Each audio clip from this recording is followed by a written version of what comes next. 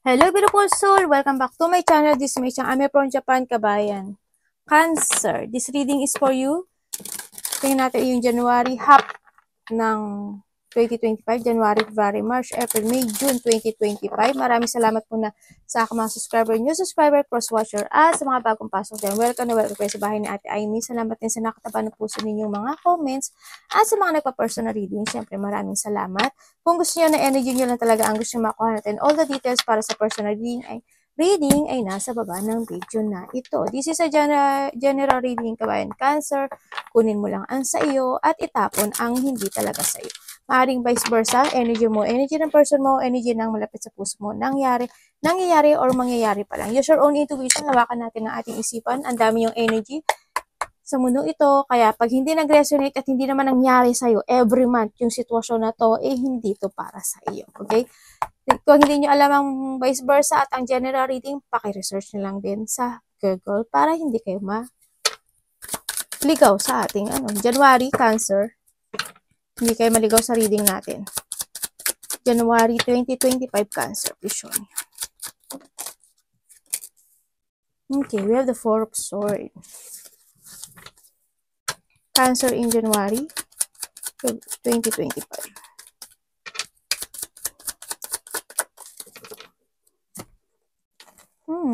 Okay. Good. This, may mga collaboration, there's a unity, o may mga tao na suportahan ka or magbaback up sa'yo, no? Ganyan. Collaboration. And also, this, of the Emperor. Yes, by the January, ang nakikita ko sa inyo is, there's a decision making. Ako na nakikita sa inyo na maaring mag-focus na kayo sa sarili nyo this time. Ganyan. Magkakaroon sa inyo ng transformation, no? There's a big transformation. May malaking decision sa buhay nyo. Oh my God, anong gagawin mo? Sabay ganun, no? May malaking mangyayari sa'yo. But ito, a big transformation of this decision making. May mga transformation. Kayo na related sa katawan nyo, sa sarili nyo, ganyan. No? Para magkakaroon ng mga collaboration dito. Andito na rin yung may mga plano ka na i-move forward mo. Baka mas more ka magpapaganda, magpapapogi, may mga transformation ka na gagawin, ganyan. May mga decision making ka na gagawin. May mga, iba sa inyo siguro, marami kayong i-explore this time, by the January, yan. Baka may travel kayo, may mga lakad kayo, ganyan, sa nakita ko dito. And also, mas more, kumaga magbibigay ka ng time sa sarili mo by this January 2025. More on time. Magkakaroon ka ng clarity to focus more to yourself by the January. Kumbaga, halimbawa, kahit na nagkakaroon ka ng stressful in your life, pipilitin mo pa rin na mag-transform. Magkakaroon sa iyo ng renewal. No? Halimbawa, sa opportunity, sa mga idea o mga decision mo, ganyan. May mga magkakaroon ka ng mga logic organized. Magkakaroon ka na ngayon ng disiplina sa sarili mo. Ganyan. Magkakaroon ng mga pagpapasya na magaganap sa buhay mo. By the January. Ang iyong February, Cancer.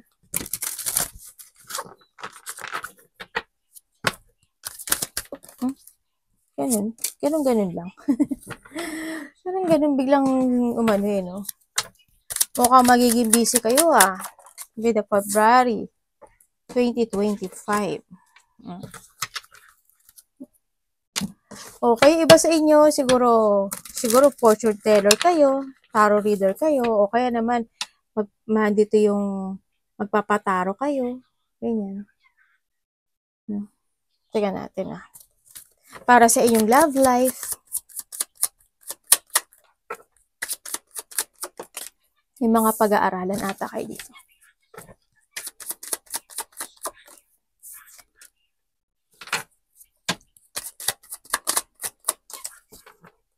Okay, by the February, sa iba sa inyo is may mga sitwasyon kayo na didesisyonan, no, na gusto nyo.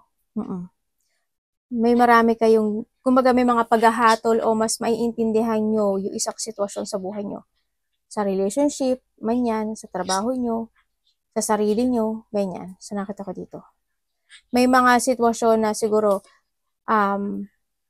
may isip mo na, ay, magpo-focus na lang ako sa aking mga goal this time, ganyan. Gagawin ko na lang yung sarili, gagawin ko yung mga gusto kong ma-achieve this time, ganyan. Dito ka na sa achieving. Andito ka na sa sitwasyon na mas magiging uhaw ka to achieve something in your life. Marami kang gagawin na task, marami kang gagawin na priorities, no, by the yan, February 2025. And also, iba sa inyo siguruhan din yung maaring may mga getting together, ganyan. Ako nakikita dito. May mga tao daw na magkakaroon sa'yo ng successful actually. Kung you're in a painful situation dito, or by the 2024 pa lang, this time makaka-recover ka na. Kumbaga, kung nasasad ka nun, o kaya nagkaroon ng mga frustration in the past, by the February is a totally medyo magsa-success ka doon. Kasi may happiness. There's a happiness, there's a fun, or mas may enjoy mo ngayon this time, yung sarili mo. By the February, no? Andun na rin yung maaring iba sa inyo is maraming susuporta sa'yo. Ganyan. May mga successful. May mga stability ako nakikita sa'yo. Babalik yung strength mo, yung lakas ng loob mo, yung confident mo, ganyan. Yung pride mo. Mag-focus ka na kasi ngayon sa sarili mo dito eh. No? Ando na yung faith mo na ma-achieve ko yung mga gusto kong ma-achieve this time. Yan. Baka nga sa iba sa inyo is baka magkaroon kayo ng level up with comes sa trabaho, ganyan. O kaya marami makaka-recognize sa'yo, there's a recognition din. Yan, magkakaroon ng level up sa inyo this time. To your sarili o sa trabaho mo, ganyan. Yung iba sa inyo magiging busy this time talaga. Maraming kayong gagawin. Ang iyong, tingnan natin yung iPad ko na. March. Cancer in March. Maraming supporters ang iba, no? Kung kayo nasa YouTuber, madadagdagan yung inyong mga subscriber. O kayo nasa in a public, artista, o kaya sa Congress, or kaya in a networking, in a public, ganyan. Pag-uusapan kayo. Four of Cups. March 2025. Diba? Magiging hectic ang schedule, dahil saan ka? Yan, magkakaroon ka ng mga plano, no? Magkakaroon ka na, parang aayusin mo na yung mga plano mo this time by the Kumbaga, magkakaroon ka ng mga schedules, magiging very organized ka na, ganyan. Magkakaroon ka ng time management, kumbaga, by the March, sa nakita ko dito. Kumbaga, dito ka na sa sarili mo na ayaw mo nang magsayang ng oras at panahon this time, no? Sa nakikita ko. Kasi mas a-achievein mo ngayon yung iyong mga pangarap sa buhay. Mas more ka magpo-focus this time sa iyong mga kahilingan. Ganyan. And nandito na rin yung situation na nakikita ko sa iyo dito na magkakaroon, maaaring ikaw or vice versa, ako nakita na maaaring magkakaroon sa iyo ng breaking up. May magbe-break. May mga sitwasyon na maaaring umalis ka doon sa nakita ko dito kasi pagod ka na. Halimbawa sa karelasyon mo. Ayoko na doon, pagod ako, hindi kami compatible. Halimbawa sa trabaho mo, o sa kaibigan mo, o sa family mo, ayoko na talaga, hindi kami compatible, ganyan. May mga makakaramdam ka rin dito ng pagod, no, sa nakita ko to. May mga i-release ka sa sarili mo. Yan, may mga i-leave behind ka. Yan, mas more ka magiging wiser by also the March 2025, siguro mas more ka magsisave ngayon ng money, no? Sa nakita ko dito by the March. Magsisave ka na ng money, iba sa inyo, saving money for a travel, yan. O kaya, dito na rin yung, it's more satisfaction. I-fulfill mo kasi yung mga dreams mo by the Kaya na magkakaroon ka na ng time management, mga plano, i-organize mo na yun. Kung dati, halimbawa, may mga tao na, kumbaga hindi ka magsasayang sa isang bagay na sasayangin niya yung oras mo. Ganyan, hindi ka mag-i-stay doon. Halimbawa, kung may karelasyon ka, ganyan, maaring magkahiwalay kayo, di ba? O kaya ihiwalay mo yung sarili mo. Hindi man siya karelasyon, trabaho man yan, kaibigan mo, kung ano man yan. O kaya, mararamdaman mo na, sa iba sa inyo, maaring mararamdaman mo na yung tao na yun is talagang hindi ka mahal. Taong sakim lang siya. At sarili niya lang iniisip niya. Ganyan. Mararamdaman mo siguro this time na ginagamit ka lang niya, ganyan. Ginagamit ka lang ng kaibigan mo, ginagamit ka lang ng karelasyon mo, ginagamit ka lang ng pamilya mo, ginagamit ka lang nung sa trabaho mo, diba? Kung saan man yun, makakaroon ka ganun. Magkawawala ka na ng tiwala sa mga tao, no? Maganda yung ano mo kasi mas magpo-focus ka ngayon eh. Magkakaroon sa'yo ng clarity to decide kung ano yung mga ile-let go mo this time. Baka iba sa inyo may departure. Mag-move forward ka by the April. April, Cancer.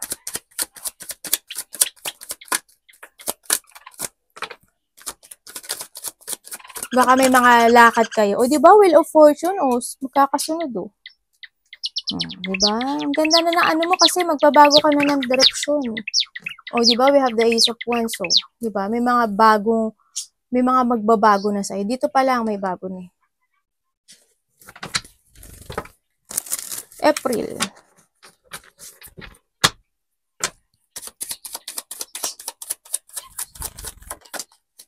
O, diba? The Origin. Pero wag ka lang malito, no? Sa nakita ko dito, maaari magkakaroon ka ng hesitation or decision. Malilito ka sa mga desisyon mo o may mga aalalahanin ka na isang bagay. Halimbawa, iiwanan ko na yung trabaho ko, iwanan ko na ito, ayoko na dito, mag-iiba na ako ng situation ko, ganyan.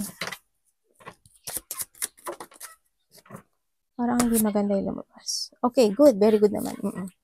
Andito na yung sitwasyon na, halimbawa, yung kumbaga kasi, andito na yung, you will start to invest more to yourself this time. Dito pa lang, lumabas na siya, Diyan.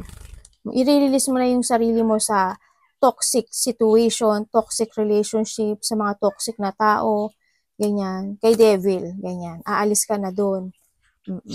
Sa nakita ko dito. Pero magkakaroon ka doon ng pagkalito or parang handun yun. Pero may lito, pero ang nakita ko, i-release mo siya. Aalis ka na, kumbaga, may mga tao dito na kung dati is hindi ka makapili ng tamang direction mo sa buhay mo, this time, kumbaga, a decision making to move forward. So, kasi alis ka kay devil. Diba? Kumbaga, yung mga bad happening sa'yo is magtatapos dito. Kung dati hindi ka makapag-desisyon o kaya dati is hindi ka makapagsalita at dati ay nagbubulag-bulagan ka lang sa mga nangyayari sa buhay mo o kaya dati is hindi ka nag-grow, this time is mag-focus ka sa sarili mo to grow. Ganyan. Kung dati wala ka ambisyon, ngayon hindi. Pero it's up to you, It's up to you to make it happen pa rin. Pero kasi nakita ko dito, i-release mo yung sarili mo doon. Halimbawa, dati, hindi ako nag-iipon ng pera. This time, babaguhin ko yung cycle ko. Mag-iipon ako ngayon ng pera. Mag-iipon ako na mag-iipon. Ganyan. O dati naman, halimbawa, nasa place ako ng trabaho ko na napaka-toxic lahat ng tao. Ngayon, dito, mamimili na ako at magdidesisyon na ako na ayoko na dito, ayoko na ng mga tao na to, ayoko ng place nito, toxic to, hindi siya nakakagood sa health ko, hindi siya nakakagood. Kung ano man yung mga addictions or mga situation na hindi nakakagood sa'yo, i-release mo yung sarili mo doon. Ganun. Or you need, Tingnan natin ang iyong May.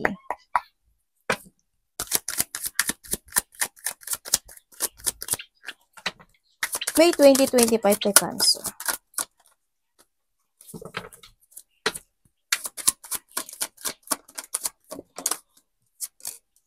The King of Cups. Cancer in May 2020.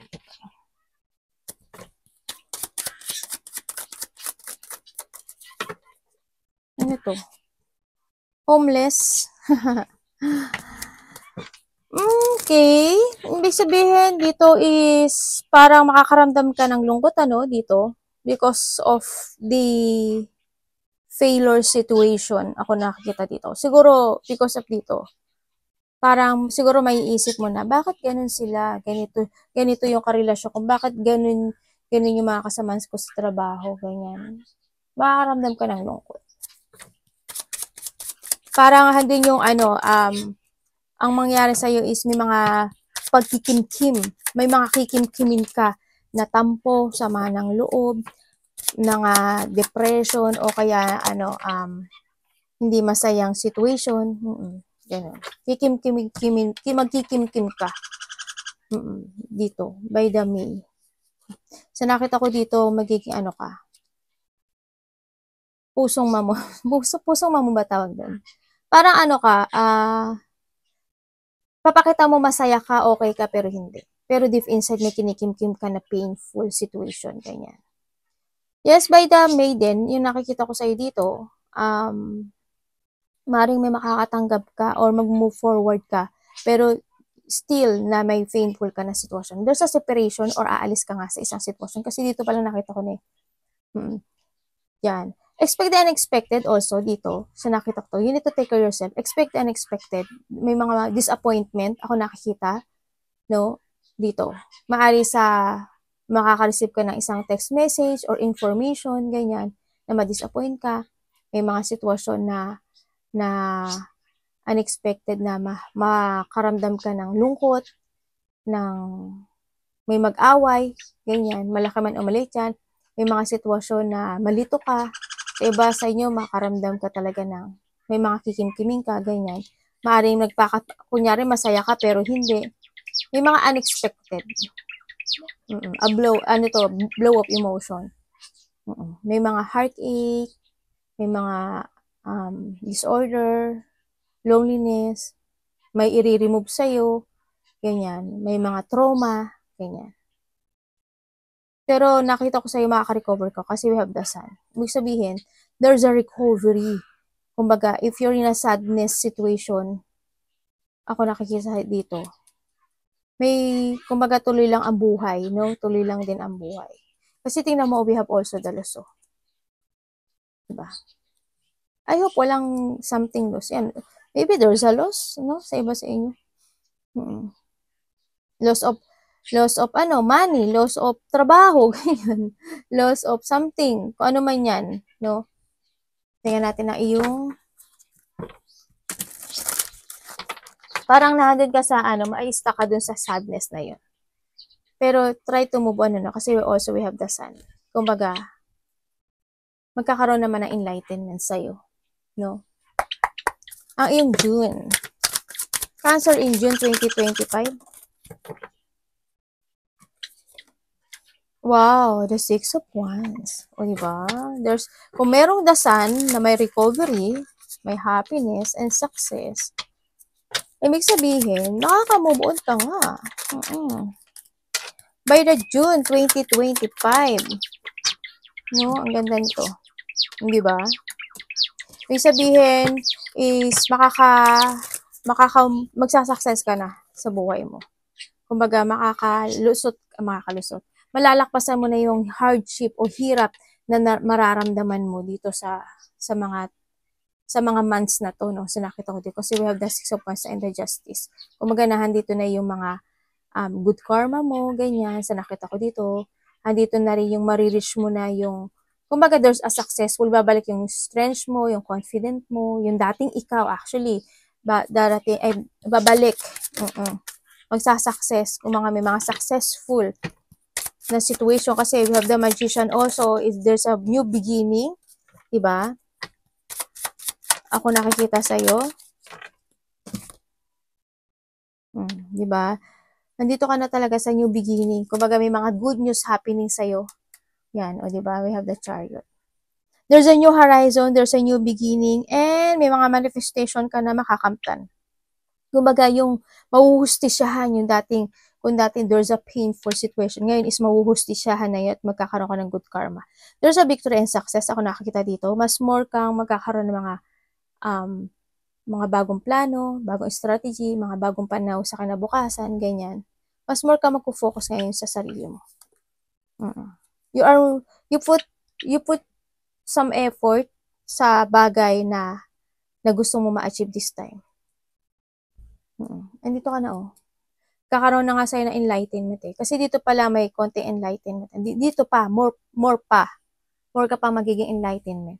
Ang nakikita ko rin dito is may mga tao na susuporta sa'yo or may mga tao na paring makikilala mong bago. May mga makikilala kang bagong tao by the June. O kaya mga tao mo makaka-collaborate, mga tao na mare-recognize ka, ganyan. May recognition din. Arigato naman si God bless.